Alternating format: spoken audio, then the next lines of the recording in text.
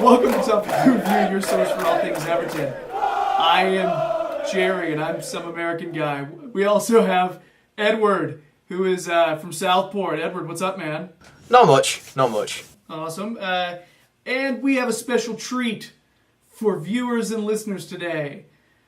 If you check out the Toffee Blues website, you see their match previews, you see match reactions. You know this guy, all right? His name is David. He's contributed to us before as well, and let's welcome him. It's pretty awesome to have you, man. Woo! All right, guys. Thanks very much. So, let's go. Good, mad, the ugly for Brighton. David, you are our guest. So, do you want to start this off? Handing the baton to you. Yeah, I'm probably quite lucky there because there's so little good that I wouldn't have liked to be going third. I think Vlasic once again played quite well. He's already looking like he's been a really good buy, considering how late he come in the window and how much we paid for him. I think he looks sharp, and as a few others have alluded to, I think everyone's been making excuses for the likes of Ramirez and Klassen. This lad's come in, new league, tougher competition in a team that's not playing well.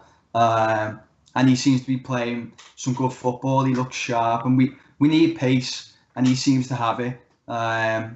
So yeah, I think if you're scraping the barrel for good things from yesterday, I think Vlasic is one of them.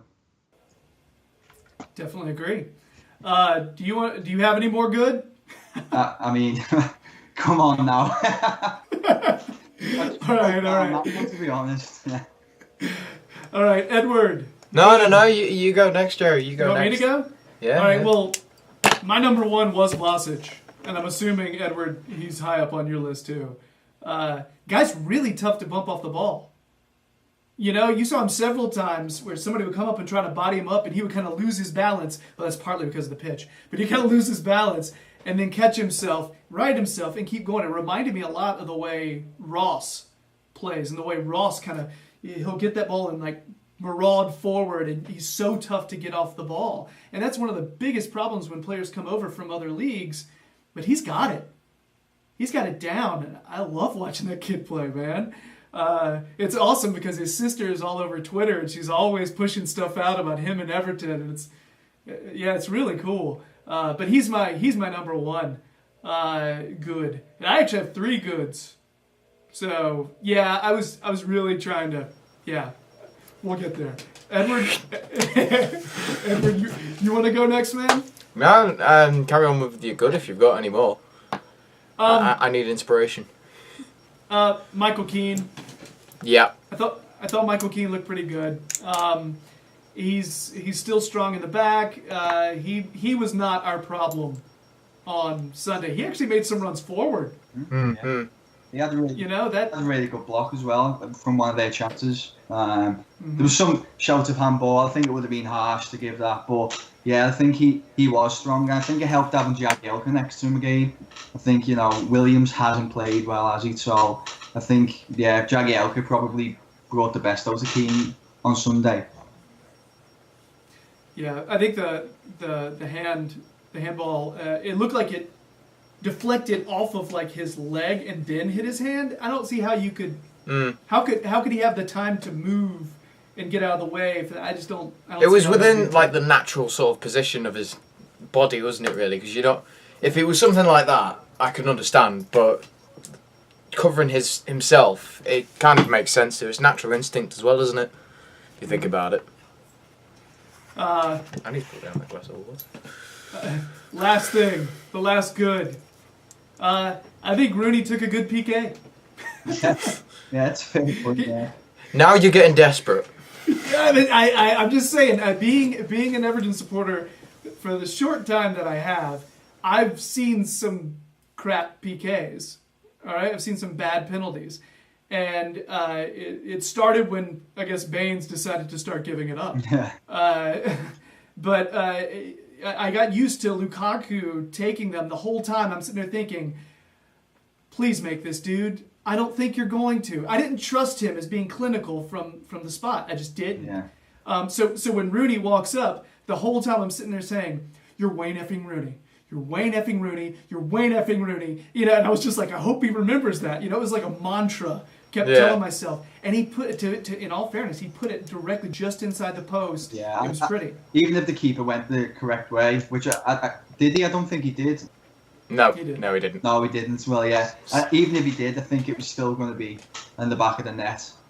Sad netting, wasn't it? Really? Yeah. Yeah. But then just inside the post. That was why we brought him in. I mean, for all the flaws that appear in this season, we needed that kind of experience late on in the game.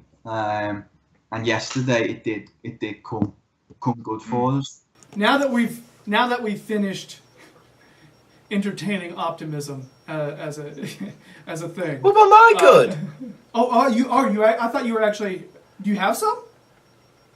No, it's basically just repeating what you guys have said. All right, well, elaborate. Do it, Edward. Go.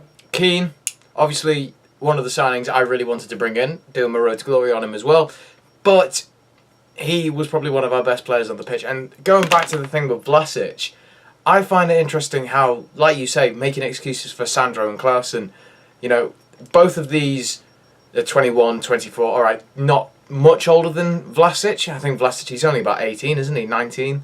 Something like that. But how he doesn't get shrugged off the ball and how he's sort of come from a lower league, maybe that's sort of like the areas we should be maybe looking at for future players. Like not lower leagues in a sense, but like the leagues that aren't as noticeable or have much notoriety compared to the likes of Eredivisie or La Liga, anything like that. Maybe that's something to look at for the future. Well, the transfer fees are certainly less, aren't they? Yeah, definitely. Mm. Yeah, I was thinking about. I mean, did you guys feel like we got kind of out-muscled a bit on Sunday? Yeah, they've come from the Championship, so yeah. That's what I'm referring to. Is exactly what you were saying, Edward. Vlasic comes from a lower league where it's not. There's probably physical aspects are probably a bigger part of the game, and the Championship. I feel like a Championship season. Brighton just came up, and that's where they're from. So many of them have lived through a Championship season where it's rough. And I'm so psyched that some of our younger guys are there right now, getting the experience and toughening up like that.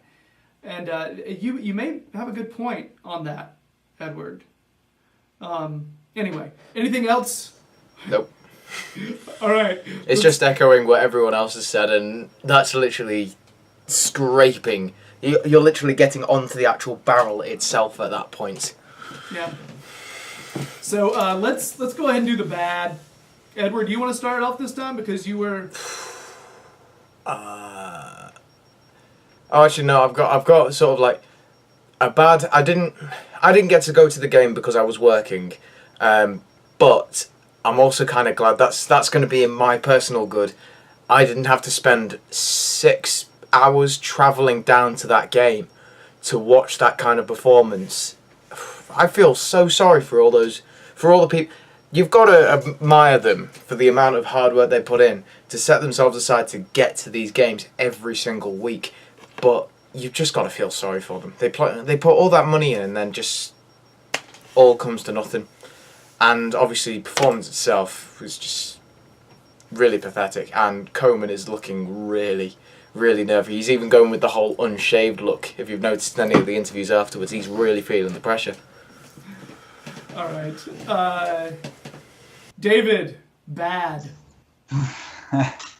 Once again, I feel like this is going to be kind of cut short, but for all the wrong reasons, just because I think I could be here all day listing the bad.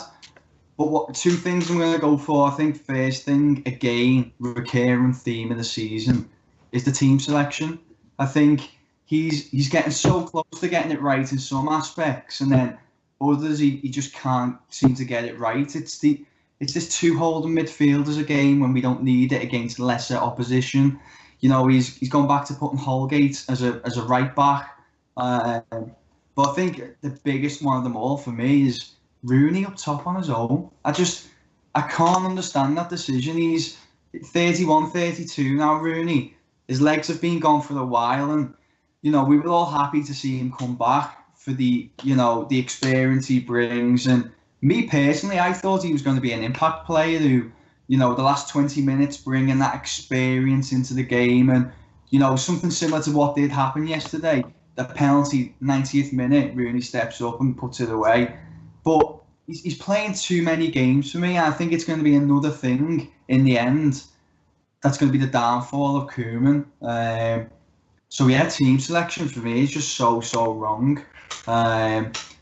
What's Lookman going to do to get a game? I know I'm just echoing whatever Evertonian's saying at the moment, but the lad's doing really well at the under-23s, and we're glaringly missing pace, and he can't seem to see it, and it reminds me so much of the Martinez days. Roberto Koeman, it's starting to be the nickname I made. Yeah. So I think, the thing is with Evertonians as well, that they have the flaws, but they know good football, and you can't fool Evertonians. And when he's coming on to Twitter afterwards and saying, we should have won that game, this and that. No, we didn't. They shouldn't have won a game this season on the performances, and yeah, I just think team selection terrible. Okay, I'm going to ask you this: are you in Koeman out or Koeman in? I'm going to be honest. I don't think I've ever fully been in Koeman in. Even if, and it is a bit of hindsight. So I don't want to act like I was saying when we finished 7th. I don't want him here, this and that. But you look at the cup competitions last season. We went out very early, both. Less opposition at home. Our record against the top teams was shocking again last season. And he spent a lot of money, and people talk about him having time.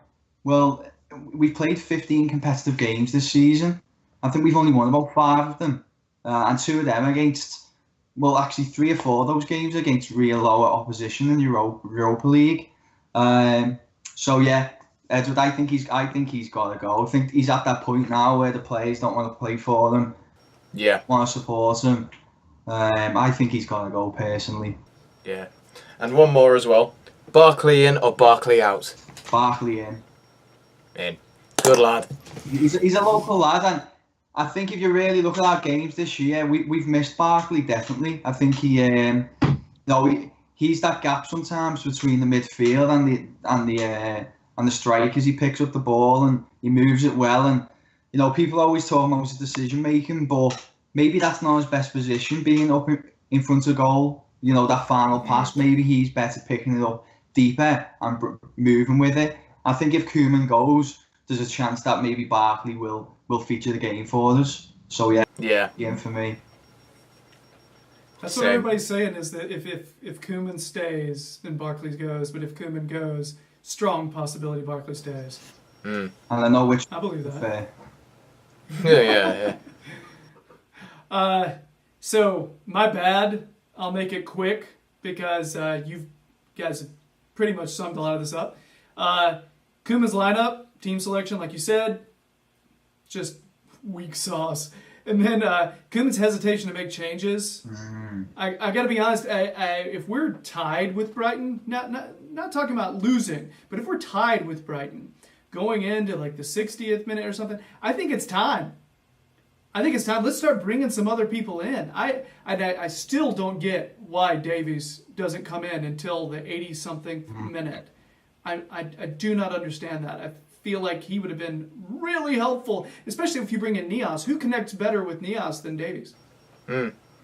Yeah. But yeah, just the fact that it took him so long to make changes. It reminded me a little bit, again, there's a lot of Martinez comparisons here, guys. There really are. Anyway, let's move on to the ugly. All right? I'll do mine because they should be brief. All right? I got to start with Michael Oliver. All right? He blew that penalty call when Sigurdsson's shirt was being pulled. Then he blew the 2 red card offenses. He was just kind of turd on Sunday. And he had like such a... just every time he missed something like that, and the look on his face when he thinks he's got it right, I hate that. Oh my gosh, I hate that. Then Morgan Schneiderlin not clearing the ball and allowing that ball to be crossed for their goal. It's hard for me not to think that goal was his fault. Yeah. I do. You saw him. It looked like what he was doing was trying to open up because he didn't realize there was a guy right there. And so he opened up, and then he saw it, so he lunged, and he didn't quite make it. I mean, when you're in the box and you're defending, it seems like the quickest thing to do is immediately don't try to open up and make it. Actually get to it quickly and then assess your situation. That was really frustrating to watch because that's the second time that he's kind of messed up in the box and allowed a goal. Yeah, and I don't understand his transformation from last year because last year I'd say he's one of our strongest players. Yeah. Well, this is the whole thing about not replacing Lukaku, isn't it? It's clear it's affecting everyone, especially Schneiderlin. More ugly from you guys. Guess you first. want to go, Dave? One for me that really jumped out. Once again, it's so negative at the moment, isn't it? But Sigurdsson set pieces. I feel like we've basically bought a guy whose kind of niche is his set pieces because he's a great player, but he's not a particularly skillful player. He's not a fast player. So his thing is set pieces, and I think there was about 2 or 3 occasions yesterday where he couldn't even beat the first man from the free kick from the corner. And then there was one where we had a real great opportunity in the second half. We had Leighton Baines and Sigurdsson standing over there. And Sigurdsson took it, and honest to God, I think my left foot would have got that on target at least. And that's saying something. It's probably a lie as well. But the point I'm trying to make is it was just a terrible effort. And, if Sigurdsson isn't bringing anything from set pieces, you start panicking thinking, well, what is he bringing to the starting 11? And by no means am I writing him off as a signing. I still believe he'll come good in a good team. But, if we're not playing well and he's not playing well, if he's not even, taking good set pieces, he's not bringing anything to the game. And I think that was really the ugly part for me yesterday. Mm. Yeah, hated seeing that set piece. We just flew by the goal, Yeah. and because the whole thing when you bring somebody like that in, you think it's almost automatic that there's going to be a legit chance on goal when he gets over the ball. Yeah, and because that's what he did for everybody else he's playing for, and when that sailed wide, I was just sitting there thinking, man, has this gotten into your head too? Yeah, which it probably has, sadly. Edward, you got anything? I know because there's a lot to choose from, bud. Team selection, I'm going to say straight away, because if you look at how we got the penalty, right? But we got that from a free kick Sigurdsson put in. All right, Sigurdsson did a really good free kick on that occasion. But who got the foul? Who actually got us awarded the foul? It was Morales who came on. So why hasn't Morales been starting? Because it's clear that we need that kind of player in the team. Like someone to make Brighton have to do the dirty work in a sense and give us those fouls, to give us those chances to let Sigurdsson take the free... Well, I shouldn't really be saying Sigurdsson for free kicks at the minute. But Morales should be playing, Lookman should be playing, and like you said before, Dave, with the whole thing with Rooney up top on his own, what's the point? No. I mean, I don't really understand. When I first looked at the lineup, I thought we were going to do the exact same formation as we did against Burnley because it was a strong one. We just got very unlucky, and it was in one of those brief moments where everyone switched off that we conceded, because apart from that we had a really good game with that formation. We just couldn't score unluckily. So at first thinking that, Rooney, Calvert-Lewin up together could work out. Rooney is the main striker alone. No. Who's he going to be beating for through balls? Like, who's he actually going to outpace for that? Mertesacker. Maybe that's one. You would have a chance. All right. So, anything else on Good, Bad, and Ugly for this, guys, or have we thoroughly dismantled this? I think we're just going to be echoing all the pundits and fans. He might. But that probably means there's something to it. Yeah. All right. So. Oh, actually, no. Sorry. No, I just want to put one thing in. Did anyone else see Coman's press conference before the Brighton game? Saying about... No. Because he said in one comment, Sigurdsson has... what was it? Something like... What you're saying... I'll just, say it differently, but... What Sigurdsson's best position... In my personal opinion, this is what Coman is saying. This is Coman saying Sigurdsson's best position, and a position he played a lot for Swansea and Tottenham, he played out on the left and it worked for him. 1, he bombed at Spurs. 2, he's been playing basically number 10s for most of his career at Swansea. And, I know I'm bringing FIFA into this, but he got a hero card and a place in the team of the week playing number 10. This is just showing his stubbornness again. Sorry, that's my rant over. Yeah, it seems like the only way you could really put him out on the wing is to have somebody you've got to have a back with pace directly behind him. Mm-hmm. It's got to be somebody who can actually still challenge and outrun some people on the flank. Mm-hmm. Yeah. All right. So that's our good, bad, the ugly Brighton match reaction. If you're digging these videos, please like, subscribe, be our friends. Leave some comments so we can actually talk back to you. You can actually help start forming the show. We want to make sure you please check out Edward's channel as well. He's got a lot of FIFA videos and going the game vlogs. And lastly, thanks so much to David from the Toffee Blues website. We see him in the flesh now. Well, in the flesh through Skype. So you know what I mean. Disappointed. Put a face to the name. Right on. Okay, so that's it. We'll see you next time. Adios. Bye.